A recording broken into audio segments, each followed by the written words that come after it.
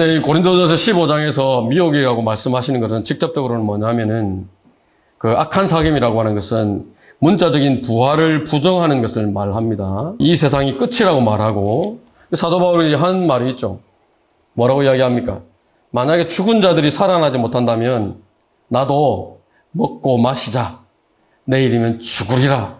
나도 그렇게 하겠다라고 이야기를 하는 겁니다. 또 이 부활을 영적인 부활에만 적용하는 사람들, 후천년주의자들이라든지 무천년주의자들이라든지 성경을 최종 권위로 두지 않는 사람들, 하나님의 말씀의 보존에 관한 진리를 부인하는 사람들, 왜곡하는 사람들 다 마찬가지입니다. 세상이 누구든지 간에 만나서 관계를 계속하고 교제를 하는데 믿음이 점점점 약해지는 것 같다.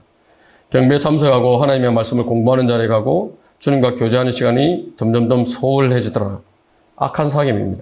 이 사람들만 말하는 것이 아닙니다. 제독교회에서는 이 신천지라든지 하나님의 교회 이 사람들하고는 말도 섞지 말라고 그러죠. 논쟁도 하지 말라고. 논쟁을 해서 들어먹힐 것 같으면 뭐 하면 되지만은 사실은 들어먹히지도 않습니다. 같은 믿음 안에 있는 사람이라고 할지라도 교제를 해서 내 믿음이 연약해진다. 그러면은 악한 사귐이라고 말씀하시고 주의를 하라고 말씀을 하는 것입니다. 영향을 받으면 안 되는 겁니다. 우리가 지금 미혹에 대해서 공부를 하니까 그렇게 보여드리는 것입니다. 봉사활동하는 겁니다. 또 쓰레기 줍는 거죠.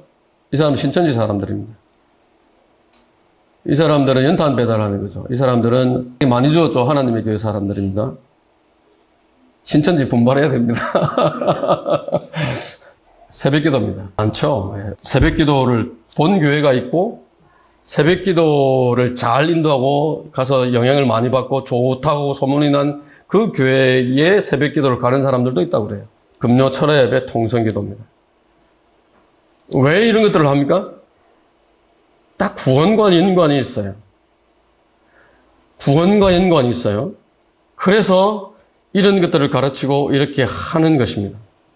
물론 이런 그 사이비나 이런 사람들은 이것을 교리로 다룬다기보다는 자기들의 목적과 사람들을 통솔을 해서 자기들을 따르게 할 목적으로 이용을 해 먹습니다. 그러나 새벽기도라든지 금요 철야 예배라든지 다 복음만 가지고서는 무언가 미흡한 것이 있다. 석연한 것이 있다. 그렇게 받아들이는 것입니다. 미혹이라고 하는 것입니다. 하나님의 말씀을 떠나서 오 어리석은 갈라디아 사람들아 예수 그리스도께서 너희 가운데서 십자가에 못 박히신 채로 너희 눈앞에 분명히 제시되었는데 너희가 진리에 순종하지 못하도록 누가 너희를 미혹하더냐. 미혹이라고 씁니다. 갈라디아 3장 1절입니다.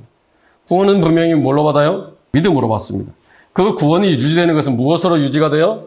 마찬가지입니다. 오직 믿음으로 유지가 되는 겁니다. 내가 받은 구원을 유지하기 위해서 여기 뒤에 있는 저 사람들처럼 선행을 하고 새벽기도 열심히 가고 철야 예배 가서 통성기도 해야 되는 것이냐? 상관없다는 겁니다. 구원이 유지되는 것은 행위가 없어도 유지된다. 근데 갈라디아 교회의 문제는 뭐냐? 뭘 책망하는 것이냐?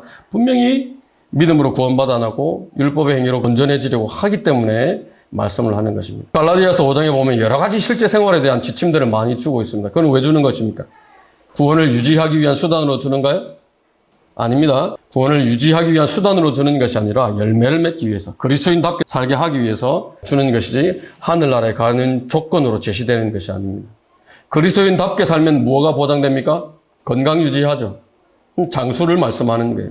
주를 위한 열매들을 많이 맺을 수 있다라고 말씀을 하는 것입니다. 아무도 어떤 모양으로든지 너희를 미혹하지 못하게 하라. 이는 먼저 배교하는 일이 이르지 않고 또 그 죄의 사람 곧 멸망의 아들이 나타나지 않고서는 그 날이 오지 아니함이라. 미혹이 무엇과 연관이 있습니까? 누구와? 죄의 사람과 연관이 있죠. 멸망의 아들과 연관이 있죠. 무엇과 연관이 있어요? 배교하는 일과 연관이 있습니다. 미혹당하면 그리스도인이 미혹당하면 배교하게 되는 겁니다. 이로 인하여 하나님께서 그들에게 강력한 미혹을 보내시어 거짓말을 믿게 하시면 진리를 믿지 않고 불의를 좋아하는 모든 자로 심판을 받게 하려 하심이라. 데살로니가후서 2장 11절 12절 말씀인데 미혹 누구에게 보낸다고 그랬습니까? 진리를 믿지 않는 사람들, 불의를 좋아하는 사람들을 심판할 목적으로 강력한 미혹입니다. 사탄의 역사죠. 우리의 속임수라고 말씀을 합니다. 능력, 표적, 또 거짓 이적을 통해서 사람들을 미혹을 하는 것입니다. 강력한 미혹이라고 하는 말은 비진리를 진리로 착각하게 만드는 것입니다. 목적이 아까 말씀드렸죠. 디모데전서 4장 1절인데 이제 성령께서 분명히 말씀하시나니 마지막 때 어떤 자들이 믿음에서 떠나 미혹하는 영들과 마귀들의 교리들을 따르리라.